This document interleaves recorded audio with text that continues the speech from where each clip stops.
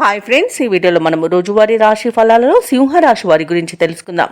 అంతకన్నా ముందు చిన్న రిక్వెస్ట్ ఫ్రెండ్స్, ఈ వీడియో మొదటగా చూస్తున్నట్లయితే లైక్ చేయండి, షేర్ చేయండి, అలాగే సబ్స్క్రైబ్ చేయడం అస్సలు మర్చిపోవద్దు. మీ యొక్క సపోర్ట్ నాకు ఎంతో అవసరం.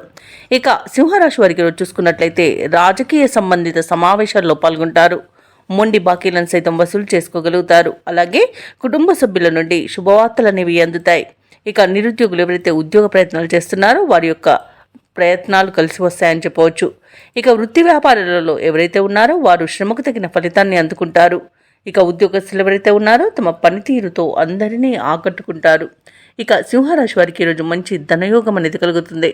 అలాగే వ్యవసాయదారులకు పంట లాభం అనేది కనబడుతుంది. భూక్రయ విక్రయాలలో ఎవరైతే రియాల్టర్స్ ఉన్నారో వారు మంచి లాభాలను అందుకుంటారు. కాంట్రాక్టర్లు నూతన కాంట్రాక్టులను చేజెక్కించుకోగలుగుతారు. ఇక సింహరాశి వారికి ఈరోజు ఆత్మీయుల కలయిక ఆనందాన్ని ఇస్తుంది.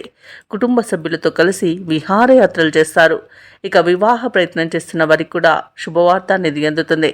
విదేశాలలో విద్యాపరంగా, వృత్తిపరంగా, వ్యాపారపరంగా ఎవరైతే నివసిస్తున్నారో వారికి మంచి శుభయోగాలు అనేవి కలుగుతాయి. ముఖ్యంగా ఆర్థిక ప్రయోజనాలను పొందుతారు. ఇక సింహరాశి వారు ఎవరైతే దూర ప్రయాణాలు చేస్తున్నారో ఆ ప్రయాణాల వల్ల లబ్ధి అనేది చేకూరుతుంది.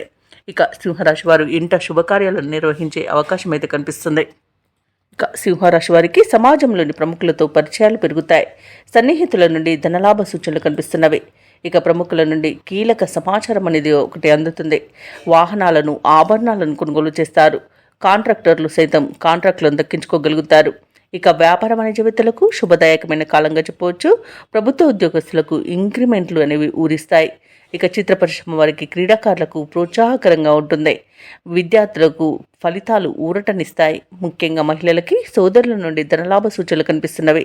ఇక సింహరాశి వారికి అదృష్ట రంగు ఎరుపు, ప్రతికూలమైన రంగు నేరేడు, అదృష్ట సంఖ్య 8.